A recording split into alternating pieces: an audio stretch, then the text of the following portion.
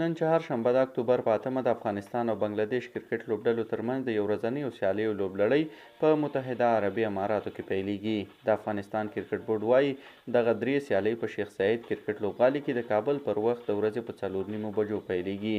د دغه سیالیو په اړه تېره ورځ په یو خبري کنفرانس کې د افغان لوبډلې لوبډلمشر حشمت الله شاهدي وویل چې په تېره کې له بنگلادیش سره د یو ورځنیو سیالیو ښې لوبې ترسره کړي او دا ځل هم 100% هڅه کوي چې په دغه سیریز کې بریا خپله کړي.